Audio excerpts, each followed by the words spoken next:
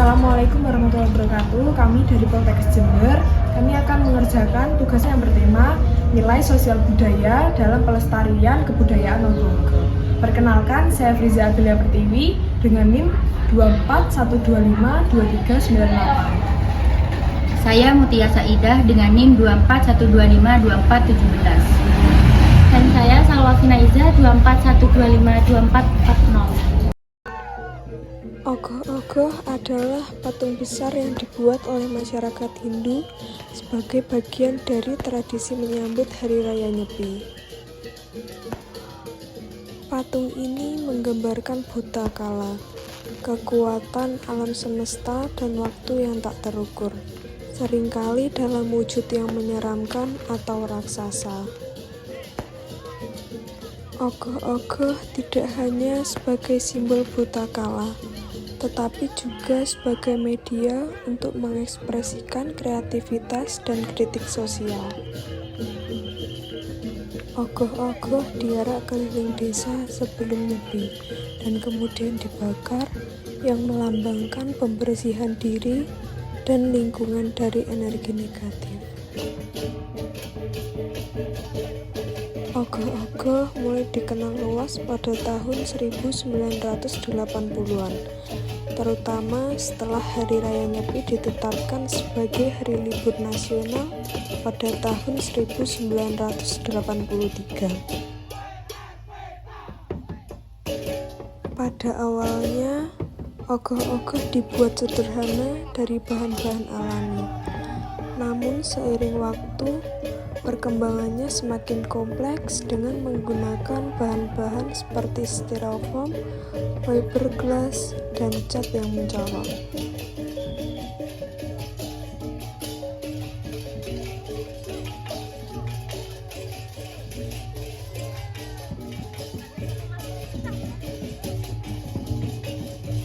Di sini kami akan mewawancarai tentang tugas proyek yang bertema nilai sosial budaya dalam pelestarian kebudayaan Ogoh-ogoh. Nah, jadi di sini kami akan mewawancarai Saudara Lintang.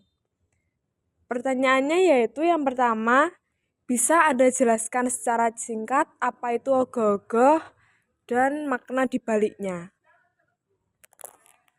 Baik, Ogoh-ogoh adalah karya seni yang diciptakan oleh masyarakat Hindu yang memiliki makna yaitu buta kala.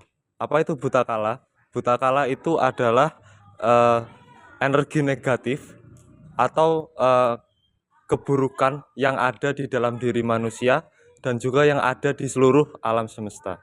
Pertanyaan yang kedua, bagaimana proses perayaan Ogoh-ogoh dari awal hingga akhir? Jadi proses perayaan Ogoh-ogoh atau lebih tepatnya Nyepi itu terbagi menjadi 5 tahap.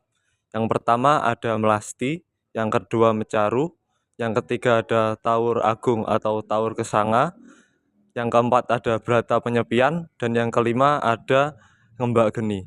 Yang pertama yaitu Melasti. Melasti itu proses yang biasanya dilakukan oleh masyarakat atau umat Hindu yang dimana bertujuan untuk menyucikan diri, menyucikan barang-barang, dan juga menyucikan alam semesta yang biasanya dilakukan di pantai. Yang kedua ada Mecaru. Mecaru adalah proses pelaksanaan untuk meningkatkan hubungan antara manusia dan juga alam yang biasanya dilaksanakan di perempatan dekat pura dan juga di lingkungan rumah masing-masing. Lalu yang ketiga ada Taur Agung atau Taur Kesanga yang tujuannya untuk menghindarkan hal-hal negatif atau hal negatif dengan prosesi mengarak Ogoh-ogoh mengelilingi pura.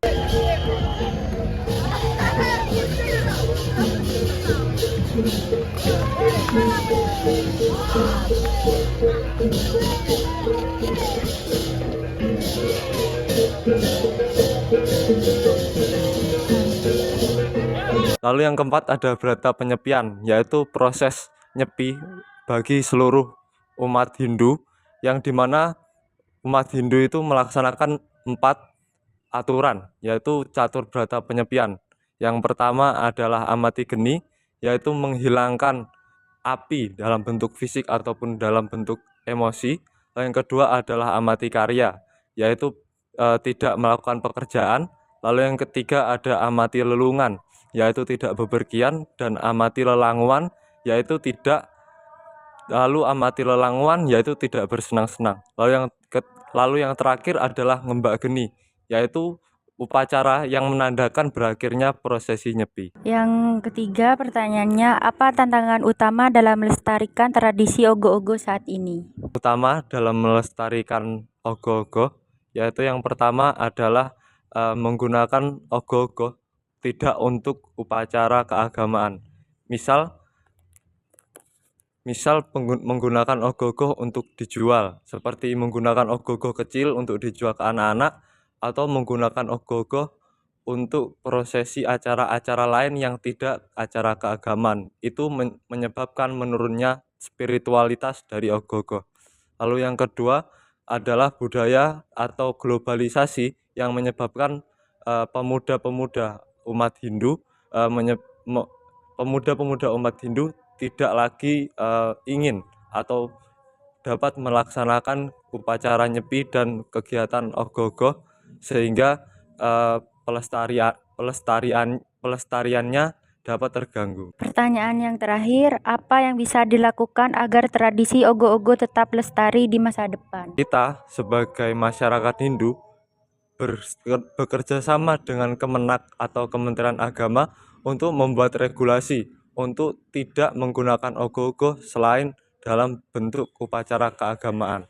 Lalu yang kedua, dengan meningkatkan pengetahuan bagi pemuda-pemuda Hindu, misal dengan memberikan ilmu di tahap sekolah dasar dan sebagainya, untuk meningkatkan keinginan dan iman bagi umat Hindu supaya tetap melaksanakan upacara ogoh-ogoh. Lalu yang ketiga adalah dengan mungkin umat Hindu menggunakan media sosial untuk memberikan informasi atau menyebarkan ogoh-ogoh supaya umat Hindu dapat lebih percaya diri dan tetap melestarikan ogoh-ogoh untuk kedepannya. Baik, sekian wawancara dari kita untuk Saudara Lintang. Terima kasih banyak atas ilmu-ilmu yang telah diberikan pada kami. Terima kasih saya ucapkan. Wassalamualaikum warahmatullahi wabarakatuh.